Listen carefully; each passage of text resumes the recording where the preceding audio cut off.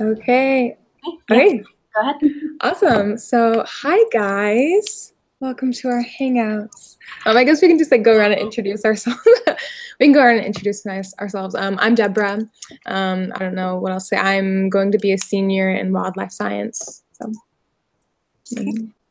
I'm Molly. I am also going to be a senior, but in animal sciences. I'm Brooke, and I'm going to be a junior in ag economics and plant genetics, breeding, and biotechnology. I'm Ashley, and I'm going to be a sophomore in animal sciences. Nice. I'm Sorg, and I am a fisheries and aquatic sciences major, finishing up my degree with this class. And I'm Cam, and I'm going to be a junior next year, and I'm majoring in agribusiness management. Awesome. Perfect. Nice to meet you all. So basically, what this project is about is food insecurity, specifically in Indiana, and basically like what kind of leads to that and what causes that, and like what are kind of the main symptoms and like what we see come out of food insecurity. And I think one of the reasons why it's a really important subject to talk about is because it is still very prevalent, especially in America. Like, I think it's one of those things that people tend to think like, oh, well, we're not a third world country. We're like a developed industrial country. Like, we don't deal with that. But I remember I was just watching one of the lecture slides, and one of the statistics they threw out was that 1 in every 6 American households actually experiences food insecurity. And I think that's like kind of amazing because you don't think about those numbers like that. I think they said like 50 million people in America don't know when their next meal is going to be. And so I feel like that's a big reason why we need to be like, I don't know, like more aware of it. So that's why I think it's, Yeah, and I agree with what you said, because if you look at a lot of reports from the United Nations or other places, they will focus on food insecurity in developing countries. But if you look at maps of food insecurity in the United States, you can see that Indiana itself is about average compared to the food insecurity level overall. But if you then go in and look at percentages per county, you'll see that some of them are much higher than what you would expect. I think some of them are even 25 to 30% of the people there might be experiencing food insecurity. I don't know if that's up on the map that we can see in here, but here's the picture of the United States as a whole, where you can see that Indiana is near the average for food insecurity. And then here's the map of Indiana that shows where the counties are, the 16 counties that 20 to 25% of the population experiences food insecurity. Yeah, and that's like such a crazy number, just because you think like we live in the Corn Belt, a third of our land in Indiana is used for, you know, crop production, and think that like being surrounded by food that we wouldn't have this issue, but so it's just crazy to actually know that we are and we're not immune to it. Right. I think it's also really important to notice that it's spread across the map there. We don't just see the food insecurity isolated in either rural or urban areas. We see it kind of spread all throughout. So I think sometimes it's easy to kind of place it in one place or another, but as we can see, it's kind of everywhere. It's present at some level everywhere, like whether we see it or not. And I think that's one of the major problems, is we're not aware of the problem, like within our own communities. We always hear about it on a global scale, but never in our own like states and local hometowns. We just don't see it as happening here.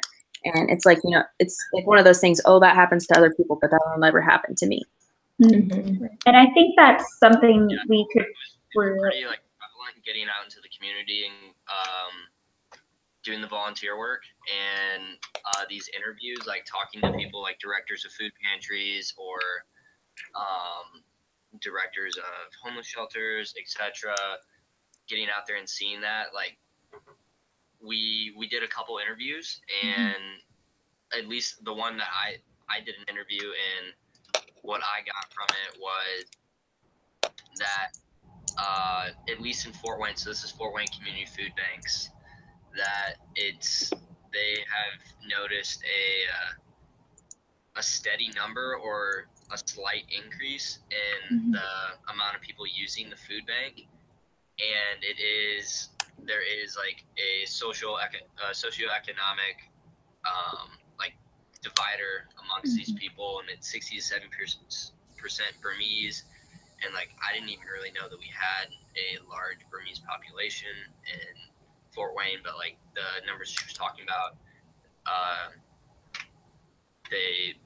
they're really prevalent, and a lot of older people or people that are trying to pay medical bills for family members or themselves, and they just find themselves that they just don't have the money to. And yeah, and I think that's like these reasons that people have and how they get into it. Yeah, and I think that's like a really good point to kind of like expand on, is that a lot of times people think food insecurity is a problem of like we don't have enough food, but I think in America a lot of it is focused on like they don't have enough money and resources to be able to afford food. So whenever he like mentioned that like a lot of senior people are spending too much money on like their medical bills, and they just like don't have enough left over to like buy food for themselves, like that's kind of like a big problem. And you're like, okay, so like how are we going to fix that? I don't know. And so that's like, we're not going to be able to get that information if we don't like go out there and like volunteer and like try to learn it, I guess. And that relates back to actually the article that I read in relation to our research. It was about food deserts.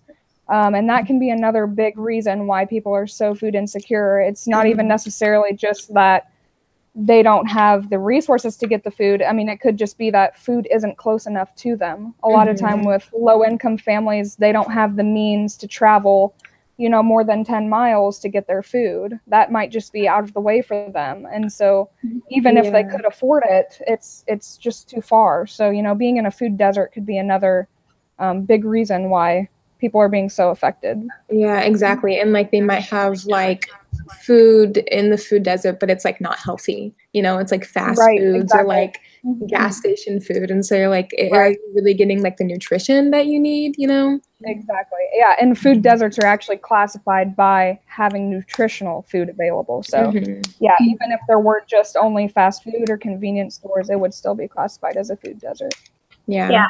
And that goes, one of the articles I read, one of the sources, this is a quote: low-income areas and areas with a high proportion of African Americans had fewer supermarkets or chain stores per capita and fewer mid-size or large stores than did advantaged areas. Right. And then, like, this is the town I grew up in, and then I thought about like all the food pantries that are in Fort Wayne and where they're located, and you're like, wow, like that's actually, these things correlate. Right. And I think what's also interesting about this is if you look at the Food and Ag Organization and the U.S. Department of Ag's definition of food insecurity, it doesn't just relate to having enough of quality food or enough food to eat, it's also having enough nutritious food to eat. And that was one thing I noticed at the food pantry I volunteered at.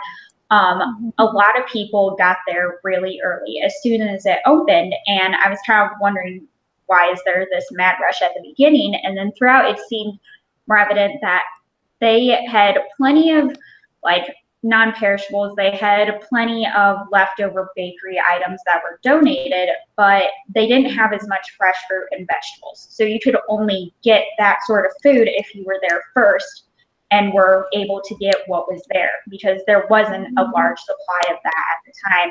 So I think that's something really important to notice when looking at what we see in food pantries and food banks. Yes, we are providing food, but is there still enough access to some of that nutritional food? Right. I had a similar situation when I volunteered at the food pantry here in Lafayette. People were lining up out the door 15, 20 minutes before the food pantry even opened. And I couldn't figure out why. But then when I walked in and I started like looking around at all the food that needed to be put on the shelves, I noticed that almost all of it was like bread or crackers or like other packaged foods. But then in the cooler in the back room, there were only like a few crates of zucchini and carrots, and that was it. And those were the first things that went. Yeah. And also, like, I guess I thought that food insecurity wasn't a major problem in this particular area, like in the Midwest, because, you know, we do produce so much food. So when I saw that line out the door, I was completely shocked. I couldn't believe that there were that many people who needed food, and also the fact that they were all lined up, like ready to go. And then when I talked to the director of that food pantry, he said, yeah, we get about 300 people every day that come through here. And in just June alone, they were seeing increasing numbers. And 2018 in general, he said they were already showing to have more people coming through the food pantry than they did in 2017. Wow. So not only is food insecurity here, it's an increasing problem. No, yeah, I had like the same, I guess, misconception. Like in my head, I was like, oh, like food insecurity isn't like in these like rural towns big. It like happens in like the city, I guess. And that's what I thought. And so whenever I volunteered, I guess it's not really a food bank, but it was like a homeless shelter that serves meals to people who are struggling. And there was like so many people there that like just couldn't feed themselves. And so I was like kind of shocked. I was like, wow, I didn't expect this to be like such a big problem here, I guess. And so but like whenever I was there and I was like listening to the people that were talking like how they got there, it was more like they weren't like, it wasn't like this like chronic thing. It was like, oh, well, they just like got laid off and they had medical bills and like, so, like before they knew it, they just like couldn't afford to like go shopping every week and things like that. And so they just had to resort to this. And so I guess it's like one of those things that it goes back to like the prevalence of it, you know, like this isn't like some like concentrated thing in like one area. This is like all over the place. A similar thing to when I volunteered in the food pantry and I talked to the director, he told me like the reason that people do come through, it's not like racial, like the types of people that come through, it's not like racially based, it's more of their income and their socioeconomic like status. So like people who are on fixed income, who are retired, who are on disability, and who just do not have the funds. Like even though they're working, they do not have the funds to provide for themselves and their family. Yeah, and the experience I had, I also volunteered at a homeless shelter, and the place was actually family focused. So this actually kind of confirmed another an assumption I had myself, which was that a lot of families with children struggle specifically with hunger. I mean, there's many different groups that struggle, but I know one of the specific ones that I read about was families with children. And being at that homeless shelter really helped open my eyes and realize how much of an issue it was, because, you know, being a parent, what are you going to do? You're going to try to feed your kids first. So I even got to speak with some of the families, and they told me, you know, just how hard it was trying to battle with making sure that their kids were fed and deciding whether that was more important than shelter, and just how comforting it was to know that they had a place to stay and food to eat. I mean, it was big. I think a thing that's tough about this is that in wealthier cities where food insecurity takes were the fact that numbers of people using the services like SNAPs or anyone going to a food bank that wasn't even qualified, really all of the places were experiencing an influx in people using the service, and they have a lack of food to feed them, to feed everyone, and then on top of that, a lack of nutritious food. So what are the solutions to this? And I mean, one, you can make food free, but you can't really do that because then no one would grow food, they wouldn't make any money. Or you can eliminate how expensive food is by finding ways to grow it, like through winter, like you can't ship in, or you ship in lettuce and oranges and all these places from the coastline, and that's really expensive. And then it gets here and it's not that fresh to start with either. And so one of the solutions that we found was aquaponics could be a really easy way. You set up a greenhouse and you grow fruits and vegetables inside of it through the winter, and it's really economic. You use food scraps, like restaurants, fast food places, anywhere that throws out food, feed it to fish. Fish waste filters through to plants. Plants take up the waste and clean the water for the fish. And it's a free service. You're basically mimicking nature. And all you do is you feed fish, or you feed waste to like worms, and then you use worms to feed the fish, and then the fish feed the plants, and the plants clean the water for the fish. And this is one that it'd be really easy. You can set this up anywhere. You can set this up on rooftops in cities. You could put them anywhere. Right. Can be really efficient. Right. 10 times less size than normal farming. Like, it's a way that we could really put a dent in the food security issue in Indiana and really anywhere. True. Mm-hmm. Okay.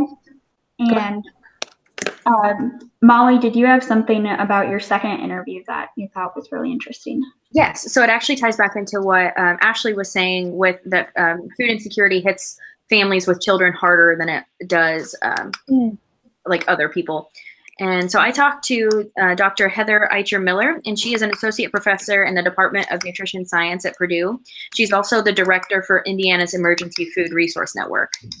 And I asked her some questions about, like, the general causes of food insecurity in Indiana, and we already touched on those. And then I asked her if there are, like, certain groups of people that it affects more than others. And she said, yes, there's definitely, like, more social groups that experience food insecurity more than others. And she said, particularly in Indiana and the United States as a whole, like, so this goes not just for our state, but in the United States as a whole, food insecurity is more prevalent among non-Hispanic Black households, Hispanic households, all households with children, and households in the Midwest and southern areas, and in cities and rural areas. That's a good note to add. And she also mentioned ethnicity, access to education, those are other factors that contribute that I don't think are common. Okay. Cameron, I think you had something to add.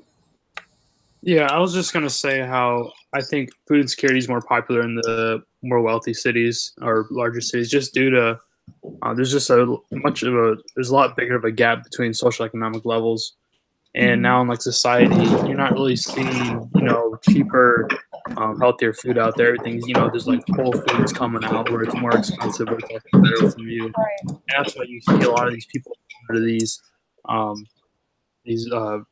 pantries to get, food, because they can't afford to go to these more expensive grocery stores like other people can. Yeah. And then I also thought about kind of what Nick was saying about how, like, turning, like, wasted food into, fish food, stuff like that. I just think America just hasn't been doing enough of, like, recycling our own products and stuff. And there's other ways we can benefit, the country as a whole. Definitely. And I guess I also think it's important to look at the policy implications, because it was mentioned how there's a lot of people going to the food pantries and they're not able to get all of the resources we need. But there's also SNAP, which is the Supplemental Nutritional Assistance Program. And one of the things highlighted with it is how much of it is going to people who don't really need it. So that's one thing the Senate Farm Bill that is currently in committee, and then it's supposed to be joined with the House in committee soon since both of them passed, but they're trying to figure out a way to decrease the fraud in it to make sure that the people that really need that aid are able to get it, rather than have the people who truly need it go without. So I think that's one thing that we can tie in from how we see how many people need it. We've seen that through all of our experiences, and people need to realize that and know that going forward. Right. And in addition to that, when I talked to both the director of the food pantry and then Dr. AGR Miller, I asked them, what are some things that we as individuals can do to lessen the effects of food insecurity or to raise awareness? And they both said, well, you really just need to volunteer at the food pantries, at the food banks, and become aware of the problem, and also spread awareness for those problems. And also to watch legislation. There's really not a whole lot that is presented in the news recently, except for and it's just not something that's talked about as much. Right. Well, does anyone have any final comments? I think overall we've had a really valuable experience, all of us, and it's great that we've been able to share these things with each other. I think it's going to have a really big impact on our research. Right? Yeah. Me too. Okay. I am stopping.